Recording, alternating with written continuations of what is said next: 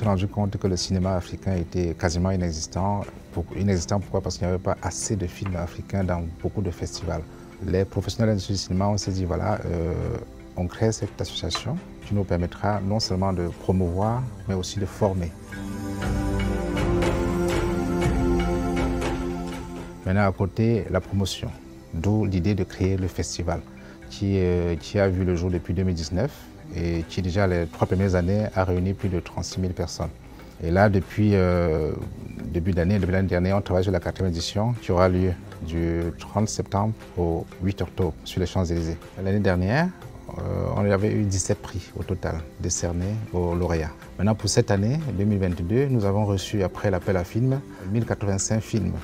Voilà, qui ont été regardés par une douzaine de personnes pendant 2 mois. Et après, ils ont sélectionné 135 films qui sont en compétition pour cette année.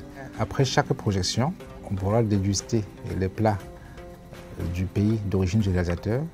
Ça permettra de mieux connaître, de mieux comprendre le film et mieux connaître ce pays-là. Déguster le plat, mais aussi on peut avoir une petite chanson, soit chanson traditionnelle ou moderne, ou un défilé de mode. Il y a des masterclass, il y a des conférences pour mieux parler du cinéma et des thèmes assez particuliers qui permettront de mieux comprendre.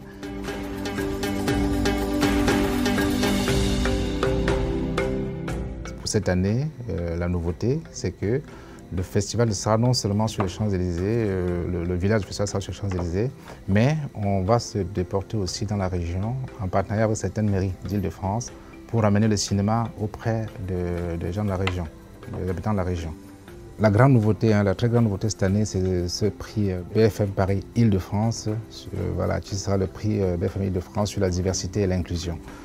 Pourquoi ce prix BFM? Parce que nous avons souhaité nous associer à une chaîne qui a une présence régionale pour mieux communiquer, parler du festival et de tous ces films qui seront regardés. On t'enferme pour bordellerie accentuée et en conduire une tentative de meurtre.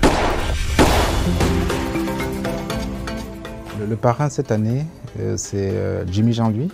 Jimmy Jean-Louis qui est haïtien, qui réside à Los Angeles, qui a fait énormément de films. Et je pense qu'il est mieux placé pour parler du cinéma africain. Avoir un festival de cinéma africain à Paris, moi je suis ravi d'être le parrain de ce festival 2022.